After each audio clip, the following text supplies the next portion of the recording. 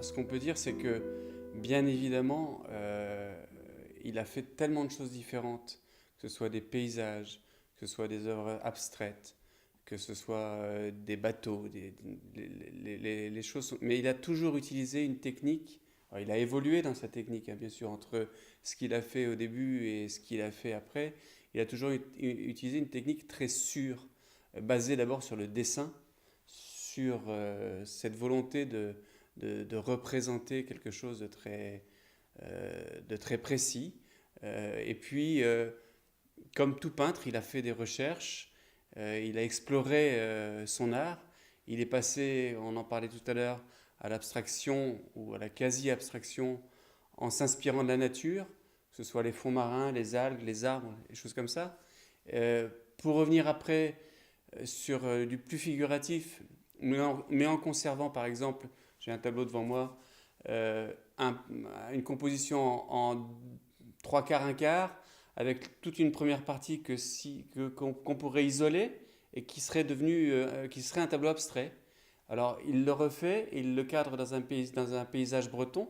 On voit ces petits toits bretons qui sont derrière, mais on sait que l'évolution de sa technique lui a permis d'arriver à ce type de composition. Il y en a une autre dans le salon de Madame Couliou qui est tout à fait remarquable dans ce sens-là.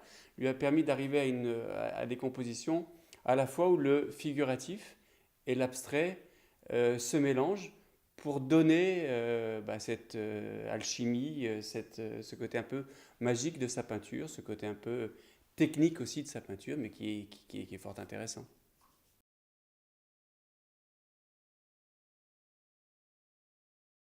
Il est né à Landerneau même.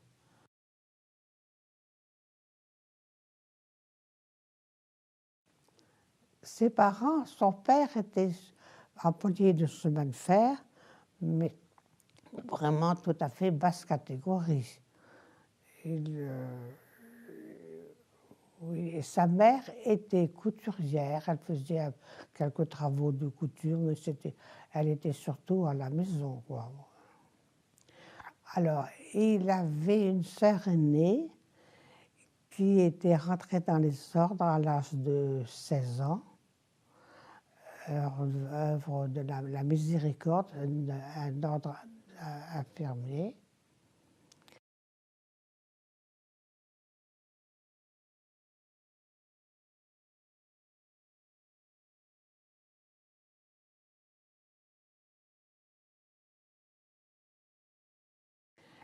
Et il a eu, après lui, il y avait encore une petite fille qui malheureusement est morte à l'âge de 13 ans. Alors, d'après ses parents, il était toujours attiré par les dessins. Il n'avait que des crayons de couleur et du papier blanc. Mais ses vacances, il les passait à recopier des cartes postales et des images pieuses, parce qu'il n'y avait que des images pieuses chez lui. Et il refusait d'aller au patronage ou autre chose parce qu'il préférait rester dessiné.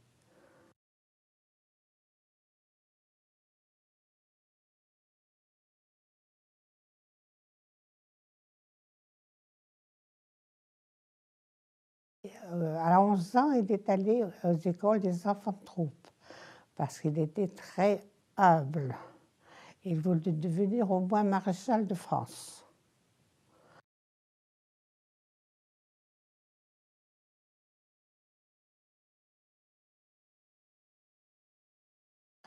Donc, pour lui, la carrière à envisager, c'était enfant de troupe pour commencer.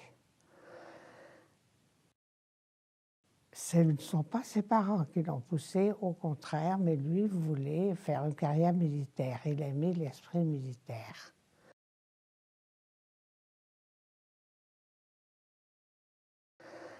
Mais en arrivant à 18 ans, il a fallu qu'il s'engage véritablement. Et pour cela, il fallait passer une visite médicale très poussée. Et lorsqu'il est passé donc devant le major, l'adjudant qui aidait le major a mesuré son tour de poitrine et il a dit au major, il lui manque 1 cm. 1 pour 1 cm, on le prend quand même. Oh oui, dit le major. Ah, mais vous n'avez pas le droit, a dit mon mari. Vous n'avez pas le droit de me prendre s'il manque 1 cm. Il a sauté sur l'occasion pour abandonner son projet parce qu'il avait compris s'il n'était pas sa voix. Tous les ordres d'ailleurs que l'on donnait, en général, ils se terminaient par couliou puisqu'il les comprenait avec 1/100 de seconde après les autres.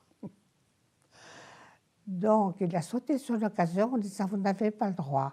Alors, grand étonnement de la part de l'adjudant et du major, « Mais vous n'avez pas l'air très décidé à entrer dans les armes ». « Ah non, je n'ai pas envie, j'ai pas envie. Bon, ben, si vous ne voulez pas, on va vous réformer ». Et voilà comment il a quitté donc la carrière militaire. Et quand il est arrivé à la cantine, les copains le regardaient avec commisération, tristesse. C'était pour eux, il était un raté.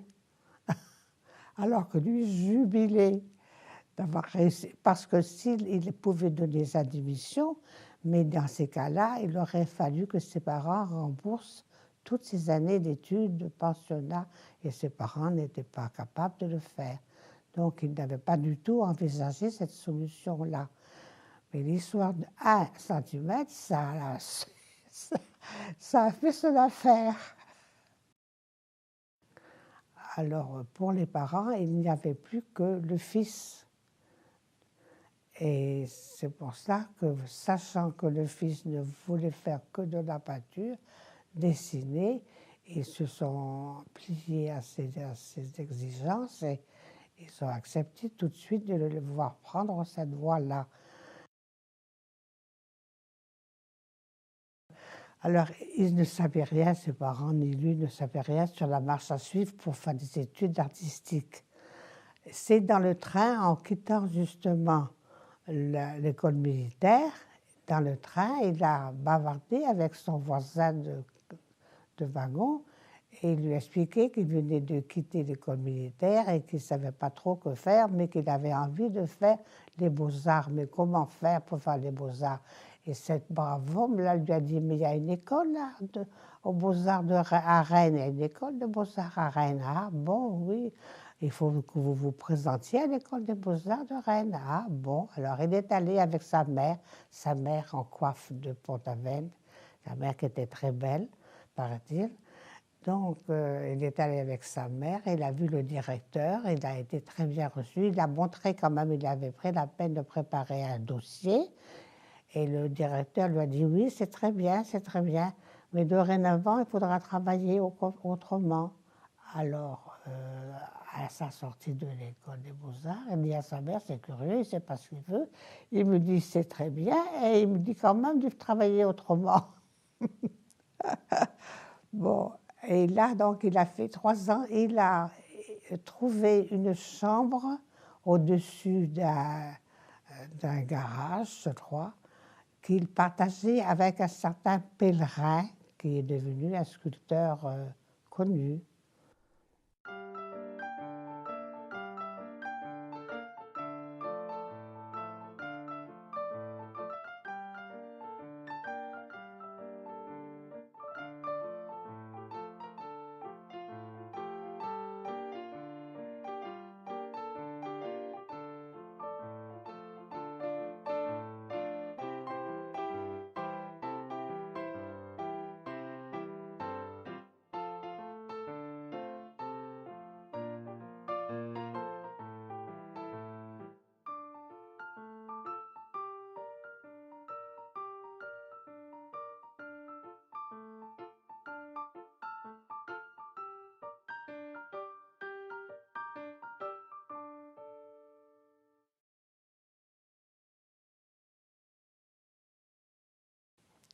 Et au bout de 3 ans, il a voulu aller à l'école des Beaux-Arts de Paris.